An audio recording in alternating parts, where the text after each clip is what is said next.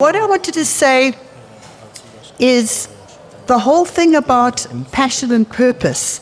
I think there are many young people who walk around actually with a weight on their shoulders saying, I don't know what my purpose is. I don't know what my purpose is. And I think it's a problem when we put too much emphasis on people, expecting them to just find their purpose overnight. If I look at my long journey to wholeness, my long business journey over several companies, then there were many times when I started out where it was not entirely, some aspects of it were not entirely my passion, but some aspects of it were my passion. And what I did was every single job I ever had, from being a trade unionist to being a consultant to being an entrepreneur to being a speaker, writer, coach, etc., have all led me to who I've become now. They've all been part of my purpose-making machine, if that makes sense. And so when I look back at the people I worked for over time, and there were some people that I worked for, and I thought, that's the kind of boss I don't want to be.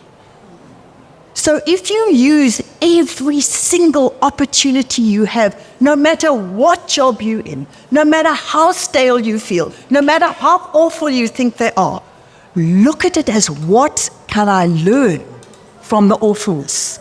And the other aspect of it that I wanted to just touch on is that whole thing about starting businesses and then they don't work. And there's actually a theory around that called the loss avoidance theory. Loss avoidance theory.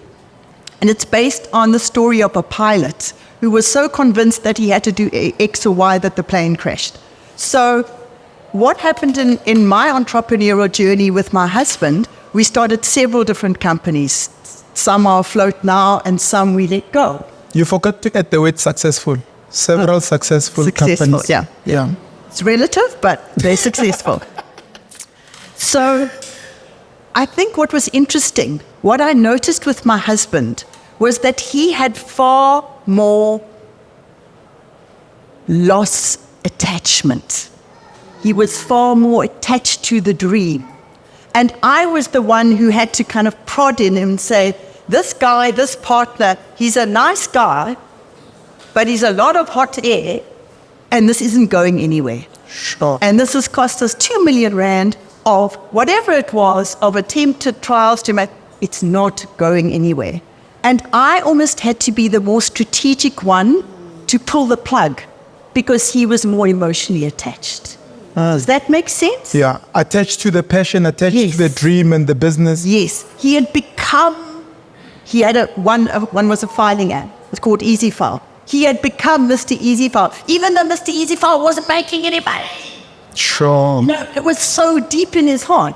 And then he found another passion and another passion and another purpose and another purpose. So I think my message to younger people is, I think what you were saying, Coach, is find the learnings in everything. And in the process, you will grow.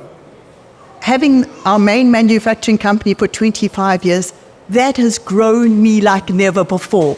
That has humbled me and had me on my knees. You don't want to know how many times. On my knees. But that has been my growth. And my greatest joy has been growing people, not money in the bank. My passion is to grow people. That when they come out of working for us, whether it's 5 years, 10 years, 18 years, they come out a slightly different person than they were when they came in. So that's all I wanted to add to the thread.